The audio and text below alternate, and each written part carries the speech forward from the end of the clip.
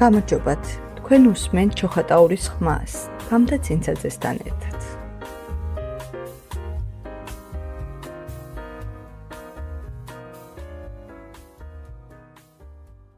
და რატო გადაწყვიტეთ დღევანდელ დღეს ბატონი იური სიხარულიძის შემოქმედებითი საღამოს მოწყობა? ჩვენ ჩოხატაურის ნიკო ბერძენიშვილის სახელობის მხარეთმცოდნეობის მუზეუმში იმდენად დაკავშირებულია მუზეუმი ნიკო ბერძენიშვილი და იური სიხარულიძე ერთმანეთთან, რომ გამორიცხულია ეს სამი სტრუქტურა ერთმანეთთან დააკავშირო. ნიკო ბერძენიშვილი, რომლის მოწაფეც იყო იური სიხარულიძე და მუზეუმი, რომელიც იყო ორივე სიამაყე. ნიკო ბერძენიშვილმა ძალიან დიდი წვლილი მიუძღვის მუზეუმის დაარსებაში და შემდეგ გაფართოებაში იური სიხარულიძეს. პირადი ნაცნობობა ჰქონდათ ბატონი იური სიხარულიძესთან? საბედნიეროდ, როდესაც მუზეუმში დავინიშნე, იური სიხარულიძე გავიცა. ეს არ იყო პატარა ადამიანი, ეს იყო უდიდესი ადამიანი. არ ვიცი რა მხოლოდ სიყვარულის მატარებელი, ცოდნის მატარებელი, ნებისმიერ დროს, ნებისმიერ საკითხზე დაგერეკა იური სიხარულიძესთან და პასუხს გაცემდა, ამომწურავ პასუხს გაცემდა, ყველაფერზე გზაზე გაყენებდა, გაყვალიანებდა, სიყვარულს გასწავლიდა, ერთგულებას გასწავლიდა, მეგობრობას გასწავლიდა, რა ვიცი, ყველაფერს გასწავლიდა. საინტერესო ადამიანი იყო. ან თქვენთან სტუმრად მოდიოდა ხოლმე მუზეუმში თუ არ ქონა? არ გავიხსენებ და ვერ გავიხსენებ, ალბათ იური ჩამოსულიყო ჩოხატაურში და პირველი ფეხი შემოდგა მუზეუმში არ ყოფილიყო. მოვედი როგორ ხართ შვილო, ყველას მოვიკითხავდა, ყველა თანამშრომლის ოჯახური მდგომარეობა იცოდა და ყველას ეკითხებოდა როგორ იყო ოჯახში, რას შვილები როგორ ყავდა და ყველაფერს კითხულობდა, ყველაფერი აინტერესებდა, ყველაფერი იცოდა, დიდი სიყვარულის მატარებელი ადამიანი იყო. და თქვენი აზრით რატომ არის მნიშვნელოვანი ის, რომ ჩვენმა მომავალმა თაობებმა იცოდნენ ბატონი იურის შესახებ ინფორმაცია და ამაყობდნენ ასეთი პიროვნებით?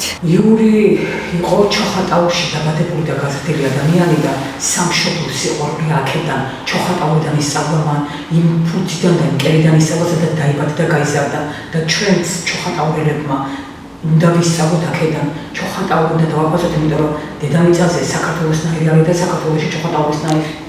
და ამიტომ დიდი მადლობა, წარმატებებს გისურვებ და ბევრ უფრო მეტ საინტერესო პროექტებს. დიდი მადლობა თქვენ.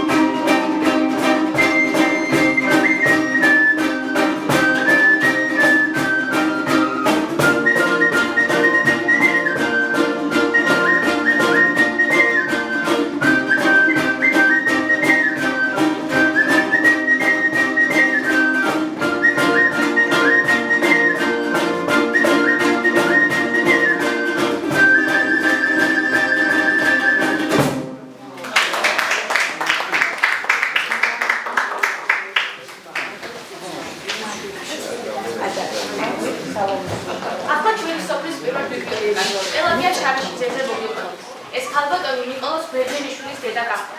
17 წლის ქალიშვილი, ზემოურგურული აზდაუნიშვილი იყო, როდესაც ბეძმა თავის საქმეს სასულიერო წოდების პირს ალექსანდრე სიმონიძე ბერძენიშვილს შეახვეწა. შარაშიძე ერთ ცოტათი გაუჭირდა ხუთის თანამმართველობის ქალის მიცემა, მაგრამ ბოლოს მაინც ალექსანდრე ბერძენიშვილმა გაიმარჯვა და 1874 წელს ქორწინებად შედგა. იმ დროს 24 წლის ალექსანდრე ჯერ კიდევ მამისეულ სახლში ცხოვრობდა, თავისი სოფლის დასაწყისში, რომელსაც საყდრის ყელი ერქვა.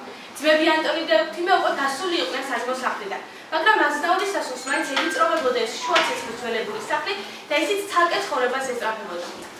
ალექსანდრე და პელაგიამ საცხოვრებლად მდინარე ლაბრნას მარჯვენა სანაპიროზე ნაშენი სუბანი აირჩიეს. სახლი რომ აშენდა პირველი შვილი უკვე ჰყავდა, არსენი, რომელიც მალევე გარდაიცვალა. ამის შემდეგ კიდევ 3 შვილი აღზარდეს. ნესტორი, არასკევა და კონსტანტინე. ბერძენიშვილების ოჯახისთვის განსაკუთრებით მძიმე პერიოდი აღმოჩნდა 1890 წელი. გარდაიცვალა ალექსანდრე ბერძენიშვილი, ოჯახის მამა, ხოლო 2 თვის შემდეგ 28 დეკემბერს გაჩნდა ვაჟი ნიკოლოზი, რომელიც შემდეგ ქართული საისტორიო მწერლობის მამად მთავრად იქცა. ალექსის ნადრევი გარდაცვალების შემდეგ ოჯახის გაძღოლის მთელი სიმძიმე მის მხრით დააწვა მხრებზე, მაგრამ არ გატეხილა და თავისი შვილების საანაკო წარმატებასაც მოესწრო. 1893 წელს სოფელში სკოლა გაიხსნა ანტონ ბერძენიშვილის სახლში. სტუმრები და გულშემატკივრები მრავლად იყვნენ. აქვე იყო პელაგია შარაშიძეც. სკოლა ბევრი შემოწირულობა და საჩუქარი მიიღო, უმეტესწილად წიგნები. სწორედ მაშინ გაჩნდა აზრი, რომ სკოლაში ბიბლიოთეკა მოწყობილიყო და ეს საქმე ქალბატონ პელაგია შარაშიძეს მიაგეს. ამაზე არ მიფიქრია, თქვა, მაგრამ თუ მართაც ასე საჭირო გახლავართ, ზადვარ ჩავდი ახალგაზრდობის სამსახურშიო. სულ რამდენიმე თვე დაყომა სკოლაში ბიბლიოთეკარად, მაგრამ ისე გონიერად და ნაყოფიერად იღვაწა, რომ სამაგალითო მოღვაწის სახელი დაიმკვიდრა. ქალბატონი პელაგია შარაშიძე დიდად კმაყოფილი იყო მოსწავლეებთან მუშაობით. დაბალე მასთან გაშორებას არც კი ისურვებდა, მაგრამ უმცროსი ვაჟის, ნიკოლოზის ფეხის სნეულება ამის საშუალებას აღარ აძლევდა. გარდაიცვალა 1945 წელს, დაკრძალულია თბილისში. იმდროს როდესაც კოროტი გახმაურა წინავდა გოგოლესუნის მოწინავეშვილებმა ილია ბერძენიშვილმა და კონსტანტინე სიხარულიძემ ნიგოეთის ერთ-ერთ მთაზე წინაგვარზე შექმნეს მცირე აგარაკი და იქ გაატარეს ერთი ცხელი ზაფხული. ეს ჩემს დაბადებამდე იყო, მაგრამ როგორც კი საინტერესო ამბავი გავიგე, ასეთი იმუნარევი ლექსი შექმნა. იგონებს ბატონი ილია სიხარულიძე, იური სიხარულიძე. ბახმაროს მზე ჩასვლაზე წინაგვარის ამოდის, ნიგოეთის მთათა მზეა სხვა რიგის და სხვა მოდის. ამზე შექმნა აგარაკად ეს ლამაზი ძველი გვარა ვერვინი. წაშლის იმად სახელს ვინც ამისთვის უკლი გვარა.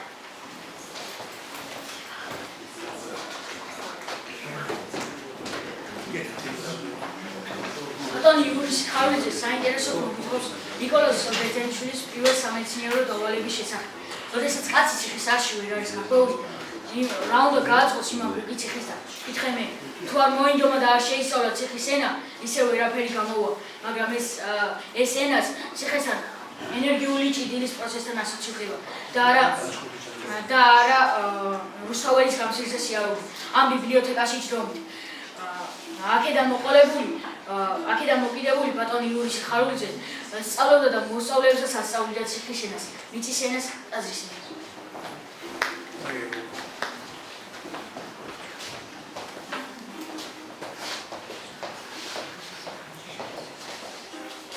იური სიხარულიძე იგონებს 1973 წელს ნიკოლოზ ბერძენიშვილი თბილისიდან ისტორიკოსებთან ერთად სრულად მყავდა მიწვეული ბატონი. ჯერ კიდევ ის მქონდა ოჯახი, სუფრისთამა და თავად და ბატონი იყო ლექსად ასეთი სადღეგრძელო უძღველი. შენ ფესმაგარი მუხა ხარ, ჭოროხი დაუდეგარი, ფაფა რა ყრილი შავი ზღვა, სვირთზე და გქეფარი, აზრის და ნიჭის ჩანჩქერი, კლდის ქიმზე გამხარ, ვეფხი ხარავზე გამტო, ირევი თასამკვირად, ბახუშის და ესტაფეტა ხარ, ზებიგი კვალავ შენძნელი, საისტორიო მწერლობის ხამარა იყავ გრძელი.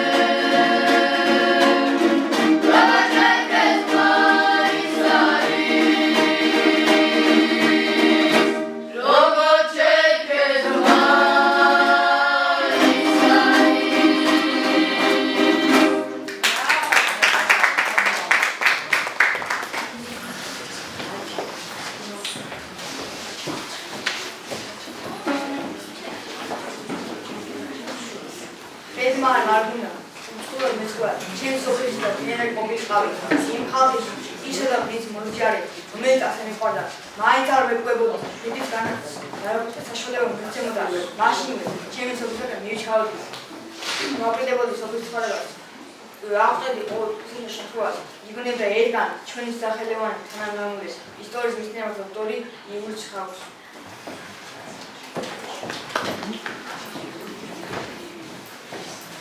იშვიათად თუ მოიძებნება მეცნიერი, რომელიც ასიახლოს იყოს და საქმიანი ურთიერთობა ჰქონდეს მშობლიურ კულტურასთან, როგორც იურის სიხარულიძე იყო. ცხადია, ამგვარი დამოკიდებულება სამკვიდროსადმი უყურადღებოდ არ უნდა დარჩენილიყო და ჩვენს მოღვაწესაც 1984 წელს დამსახურებულად მიენიჭა ჩოხატაურის საპატიო მოქალაქის წოდება. ჩვენ მისი მშობლიური გოგოლესუნის მკვიდრებს ვიამაყება ეს ბუმბერაზი მეცნიერი. ამაყად დაობიჯებთ მის ნაკვალეობას, მისი ფესვებიდან ამოზრდილი ყლორტები. მადლობა თუნდაც ჩვენი სოფლის ლამაზი და საინტერესო ისტორიის შექმნისათვის. პირდებით ისე შევინახავთ ამ საამაყო ისტორიას, როგორც ბატონი იგორის სიხარულიძის ხსოვნა შეეფერება. მრავალჟამიანი იყოს მისი ხსენება. დაგვედებოდეს მისეულის სიბრძნე, სიდარბაისლე და მოყვასის სიყვარული.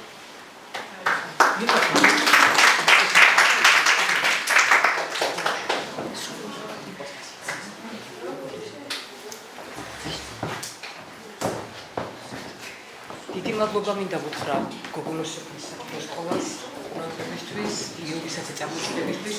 ბავშვებმა წარმოადგინეს იურის სიხარულიძეს უდიდესი ნაშრომი აქვს სამხრეთ-დასავლეთ საქართველოს ტოპონიმიკური რუკების შექმნაში. ის რუკების შექმნაშიც მონაწილეობდა არა მარტო ტოპონიმებს აღწერდა, რუკების შექმნაშიც მონაწილეობდა. იურის სიხარულიძე იყო ცნობილი მოთემაჭრე. ის აზორელქო მაიშვილთან მღეროდა, მამამისთან არტემთან მღეროდა და ამით ავაყოფდა და ხშირად იგონებდა სხვადასხვა ლექციაზე, რომ ვიყავდა ლექციას და ვასრულებდიო, მე ჩემ სტუდენტებს მომღერებდიო და ლამის გამო მრიცხებდა მატოვებინეს პედაგოგებო, იმიტომ რომ მომღერებდიო ბავშვებს. იური ამბობდა და მინდა ერთი მისი მოგონება ბავშვებმა ისაუბრეს ეკლესიაზე და მინდა ვთქვა, რომ იურის სინანულით ამბობდა, რომ 7-8 წელს ვიქნებოდიო, როცაო ვთამაშობდითო სოფლის ცენტრში და უცებო რაღაცა დაგობული ხმა იყო და მომტრიალი და ჩვენი სოფლის ეკლესია ჰაერში ავარდაო. ძალიან დიდი სინანულით აღწერდა მას და სხვათა შორის იქო იყო ჩვენი სოფლის ხელმძღვანელი პირი და მერე ამბობდა გარკვეული წლების შემდეგ, რომ ის ეზოში ყანას ამუშავებდა და მანქანა შემართილმა მანქანამ მოკლაო ამბობდა იურის სიხარულიძე ამას ხშირად გულისტკივრით იგონებდა. ასევე გულისტკივრით იგონებდა, რომ ჩვენი ოჯახი მენშევიკები იყვნენ და დედაჩემი იყო ყაჭიაშვილის ქალი, ყაჭიაშვილები ცნობილი ბოლშევიკები იყო და როდესაც დედაჩემი მოუყვანიათ ოჯახშიო, ბებიაჩემსო ამ განგრეული ეკლესიიდან მოპარული ხატები ჰქონდა წამოღებული და დაკიდული ოთახშიო და ეს ქალბატონი რომ მოუყვანიათ იურის დედა ერთ-ერთ მაყარს უთქვია, რომ ეს რა ოჯახში გავათხოვეთო ქალიო, რამდენი ხატიაო და იარაღით ჩამოუგდია და აი ამას სუნტკივნეულად განიცდიდა იულიო მის ოჯახში ხატი შეურაცხყვეს. როგორც აღნიშნეთ, იურის ძალიან უყვარდა ჩოხატაური, ჩოხატაურებისადმი დიდი სიყვარული ჰქონდა, მაგრამ ჩოხატაურელებიც თავის მხრივ რაღაცით გამოხატავდნენ მისდაბი პატივისცემას. მინდა წარმოგიდგინოთ და გაჩვენოთ, აი ჩვენი ჩოხატაურელი მხატვარის სოსო პაიჭაძის ნამუშევარია, მან დახატა იურის სიხარულიძე, დადიოდა იურისთან ოჯახში, დახატა იურის სიხარულიძე და საუბედურად კორონის გამო, კორონა დაემართა სოსოს და ვერ მოასწრო, ჩვენთვის გადმოეცა მისი ნამუშევარი და მისმა მეუღლემ სოსოს გარდაცვალების შემდეგ ბატონი იური გადმოგეგზავნა ამ და ყვავს.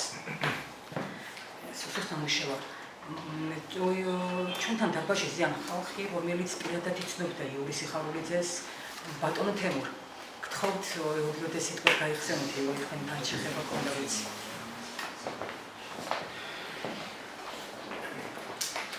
მოგესალმებით. უბრალოდ ისეთი საბერძნებია დამჭა დღესო იურის სიხარულიძეს შევხვდი. მადლობა საბერძნებელის შექმნისთვის. ამდენი როგორც საზოგადოებას. მადლობა სულ განსაკუთრებით ამ ბავშვებს. შესანიშნავი განმგებლობის გამართვისთვის დიდ საქმეს აკეთებთ ალბათ. ახლა შეეხება იურის და ჩემს ნაცნობობას. ეს ნაცნობობა დაიწყო ტელევიზიიდან, გულის ტელევიზიიდან. მახსოვს მისი იურის ტელევიზია, ეს იყო 1993 წელი. ფოლკლორზე ქონდა დაცემა და როცა იური ერთია იყო ჩანაფიქრი და დარჩა სხვა რაღაცა. ფაქტობრივად გადაცემა იურიმ დაიწყო. მიუხედავად სხვა უნიკალური გაფრთხილი ჩატარებული ტელევიზიის საშუალებით. შემდეგ გაზეთებში ერთად მუშაობდით ქართულ გვარსახეებზე ასეთი რუბრიკა ჰქონდა გაზეთში ალიონი და რაც რამდენი ერთი გადასცემოდა რა იცი საოცარი როგორ ასწრებდა ეს კაცი ამდენ საქმეს ერთდროულად ფოლკლორი, ეთნოგრაფია, პოეზია, ისტორიული კვლევები, ადამიანებთან საოცარი დამოკიდებულება, ესე იგი, ახლა ჩემი პროფესიის ხალხი ცოტა სულწასული ხალხია და სხვა არაცლიან საუბარს, მაგრამ როცა იურისთან საუბრობდი, საუბარს ვერ გააწყვეტინებდი ისეთერად საუბრობდი და თუ როცა დამთავრდებოდა რჩებოდა დრო, შემდეგ საუბრობდი და არასოდეს ვთქვათ, გადაღლას არ გაგზნობინებდა რომ დაეღებდა. საოცარი სიტყვა მოდიოდა ამაციდან და არის ის როგორ კიდევ ერთხელ უნდა ერთ კაცში ამდენი დადებითი თვისება ალბათ ეს იყო გამორჩეულთა შორის გამორჩეული კაცი. გური არ მოყვარდა ახლა ხემიტერფამდე რომ გური იყო მაგალითად ჩოხატავრებს როგორ უნდა უთხარ და ჩოხატავრებს მეცი ჩემ საყვარელ მახსოვს ვიერთად დაჩვეთილი კაცი რომ მაგრამ ყოველთვის ვამბობ ჩოხატავრი განმეორებელია. ციხარულიძე პირადად მე მაკავშირებს მასთან ასპირანტი ვიყავი ბატონი იურის მასთან ერთად მუშაობდი თემაზე გურის გვიან შუა საუკუნეების გურის ეპარქიები. ყოველთვის რაღაც განსაკუთრებულად გუშემატკივრობდა, როცა გამოცდებს ვაბარებდი, ჩემ გვერდით იყო და დავინახე როგორ დიდ პატივს ცევდნენ და უყვარდა და როგორ დაფასებული ადამიანი იყო ისტორიის ინსტიტუტში, როცა ის ჩემთან ერთად იყო. ჩვენ რამდენიმე პროექტიც ერთად განვახორციელებთ ბატონი იურისთან ერთად. მე თუ მუზეუმი შეეცდება და მის საღამოს მოამზადებს მას როგორც მეცნიერს ისე ხო მაშინ შეამოვნებით ჩავერთვები, იმიტომ რომ მაქვს ერთი მისი ხელმძღვანელობით პატარა წიგნი, რომელშიც ერთი არის აქტი თქონდა ისეთი, თავისი შვილი არის რედაქტორი წიგნის, სადაც არის თავმოყრილი იურის სიხარულიძის შრომები ჩემი მის არქივში ვიმუშავე და მასთან ერთად გამოვეცით ეს წიგნი.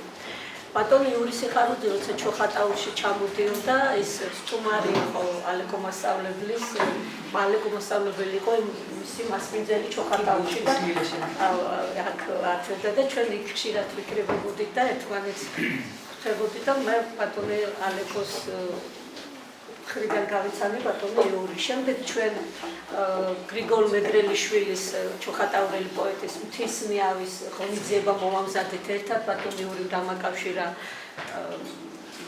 ფარულავასთან, იქ მოვიძიეთ მომაწოდა მასალები და მის საფლავს მაშინ ბატონი ანტონი იყო საკრებულოს თავმჯდომარე, გრიგოლ მეგრელიშვილის საფლავი მაშინ გაკეთდა და შემდეგ დიდი ღონისძიება გავმართეთ ჩოხატაურში ხსოვნის საღამო და ამის შემდეგ ვთქვათ მეც და ჩემი მოსწავლეებიც ხშირად პატრონობთ გრიგოლ მეგრელიშვილის საფლავს.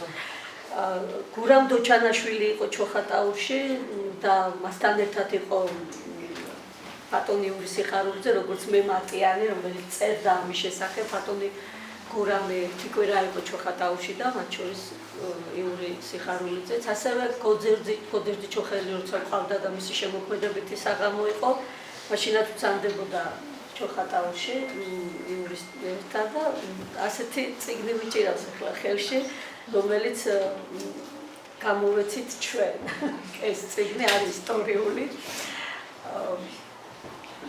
მე როცა ვიყავი ბატონ გოდერძი ჩოხელთან სახლში, ეს იყო 90-იანი წლები და ძალიან ციოდა და ელექტროენერგია ჰქონდა გამოყვანილი, პოლიციის სამმართველო იყო მისი სახლის გვერდი და რა თქმა უნდა ახლა პოლიციამ ეს ჯედენი ჩაუჭრა გოდერძის და შევედიმე და ვნახე ეს როგორ წერდა, ხელთათმანები წერდა სიცივე, დამათმობელიც კი არ ჰქონდა და წამოვიღეთ ეს წიგნი, როგორც სხვა ის ჰქონდა ხრწა და ჩემს მეგობრებთან ერთად ბატონი ალეკო ციცინო გეკვაძინეს გამოვეცით უზურგეთმა დაგვიბეჭდა 1000 ცალი, მე სკოლებში გავყიდეთ ლარად და ბატონი იურის იყო რედაქტორი. და მე 1000 ლარი გავაგზავნეთ იქ თბილისში რომ გამოთქმელი და რაღაცები შეეძინა და წარწერით გამომატანა ეს წიგნი ბატონი იურისთან და ჩემთან არის ახლა ბატონო იური ძალიან მიყვარხართ მადლობა ყველაფრისთვის თქვენი გოდერძი ჩოხელი ეს არის 2002 წელი შოვა და აი ბატონი გოდერძის სიტყვები არის რომელიც ეკუთვნის ბატონ იურს ძალიან დიდი გაოცდა მაშინ გაიცნო გურამ დოჩანაშვილი და ეს იცნობდა იმიტომ რომ ორივე გურამიცი იყო არქეოლოგი და დიდი ხნის ნაცნობობა ჰქონდათ მაგრამ გოდერძი ჩოხელი და ბატონი იური ჩემი მეშვეობით შეხვდნენ ერთმანეთს და ძალიან დიდი ურთიერთობა ჩამოყალიბდა მათ შორის და გაოცდა გოდერძი ჩოხელი ბატონი იურის მიუწვდომელი უბრალოებით. მე აღმოჩნდა ესეთი უშუალო უბრალო ლაღი თავისუფალი ადამიანი ცოცხალი რაღაცნაირი სათნოება და სიტყვა და სიყვარული ნებისმიერ ჩოხატაურელს ისე მოეფერებოდა და მოესიყვარულებოდა და მძიად კი და განსაკუთრებულად დიდი ამაგი აქვს ჩემზე, ჩემს პიროვნებაზე.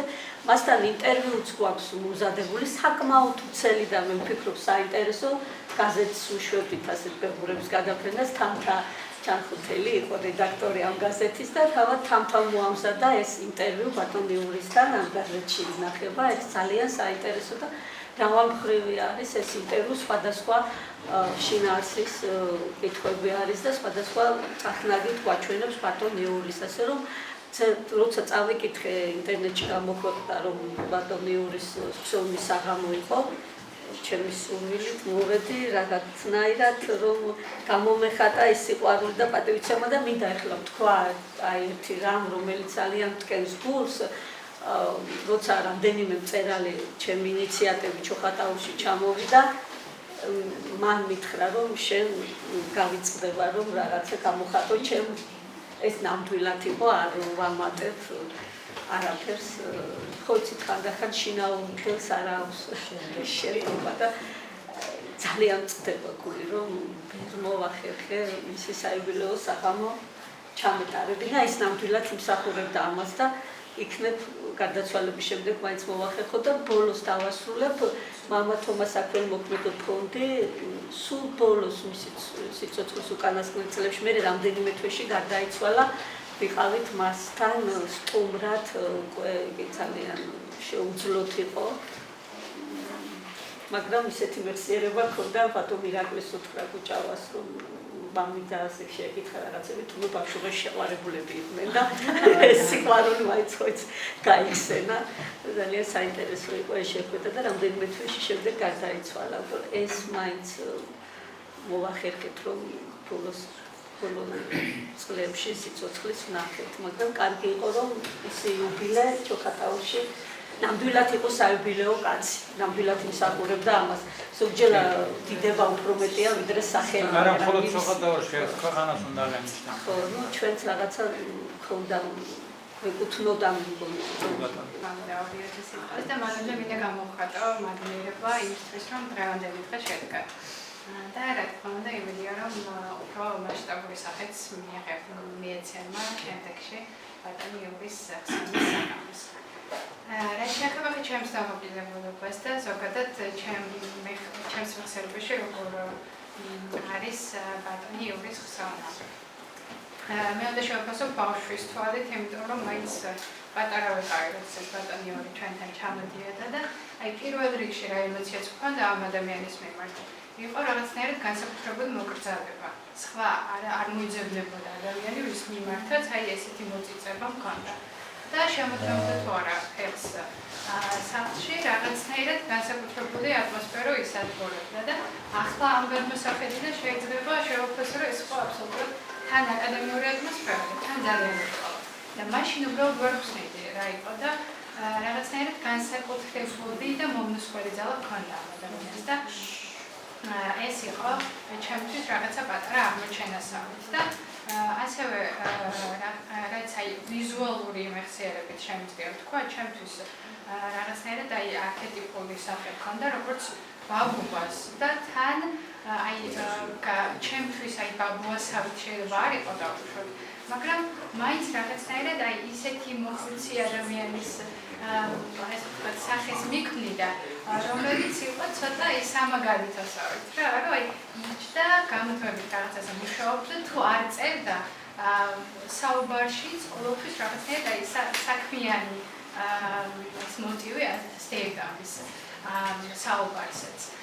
და ასევე ეს თავარი დავუშვათ კიდევ დამოკიდებულება მინდა თქვა ის რომ მან საკუთარი თავისუფლება ძალიან კარგად იცოდა და ეს არის ძალიან იშვიათი ადამიანებში და ამას მე პირადად განსაკუთრებულად ვაფასებ, იმიტომ რომ ყოველთვის საჭიროა რომ ადამიანებმა რომელთაც ამ ხელა რანგი აქვს და ამ ხელა ღვაწლი აქვს აქ აღნიშნებს მოსწავლემ აღნიშნა, რომ აი იშვიათად არისო, რომ მშობლიურ კუთხესთან ისტორიკოს ამ ხელა კავშირი ჰქონდეს, რომ სიცოცხლის ბოლომდეო და ეს მართლაც ასე იყო და მე ჩემი მხრიდანაც საიმოგრძალებულად ვისურვებდი, რომ აუცილებლად მეტად იყოს ჩვენი მხრიდან დაფასებული ბატონიური მისი ნაშრომები ცალკე და თვითონ მისი რანგიც და ის სიყვარული, რაც ჰქონდა ჩოხატაურის მიმართ და ზოგადად ისტორიის მიმართ. დიდი მადლობა.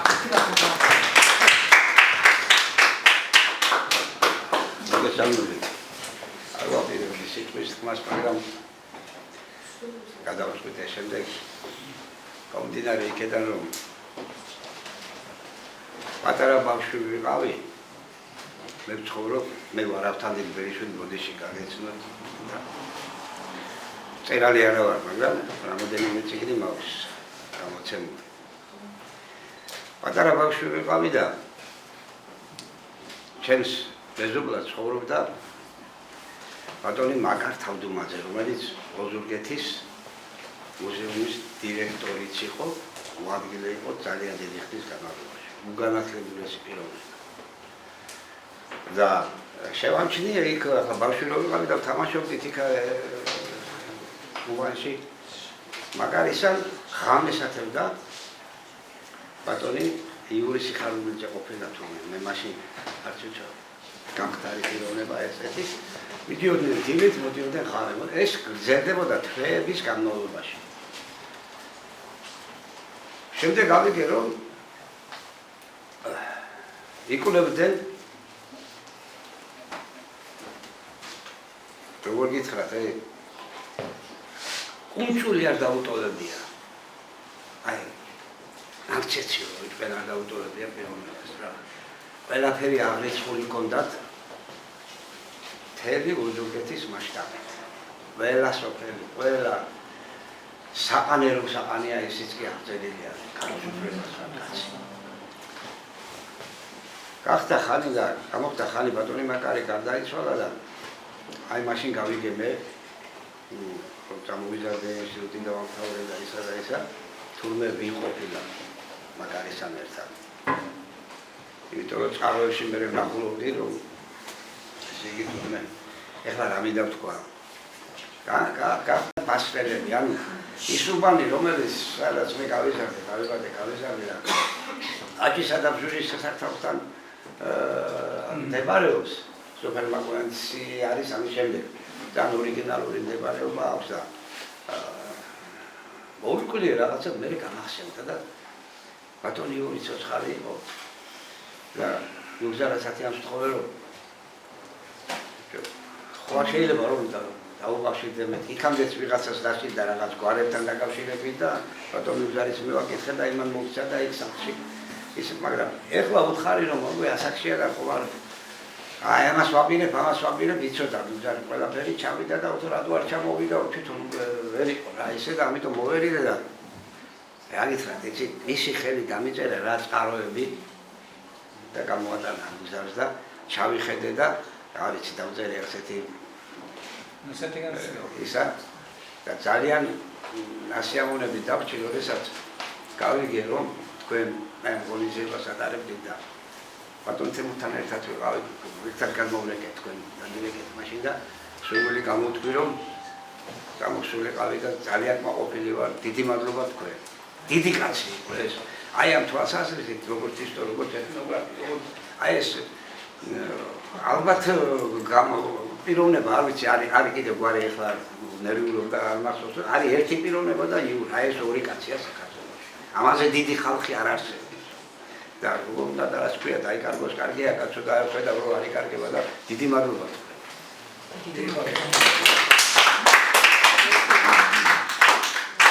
მინდა გთხოვთ რომ გვაქვს იურის ავტორობით გამოცემული წიგნები რომელიც აღაბია და პოლიციის დასრულების შემდეგ აღიღეთ არ არის პირიქით გამოხარდება საჩუქრად წაიგოთ ბავშვებს მომზადებული აქვს დაბალჟამიერი და დასასრულს გთხოვთ დაბალჟამიერი დაბასრულოთ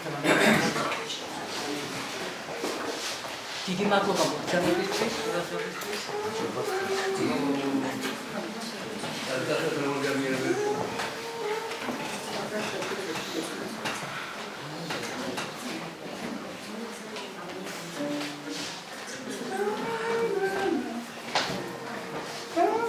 Sami,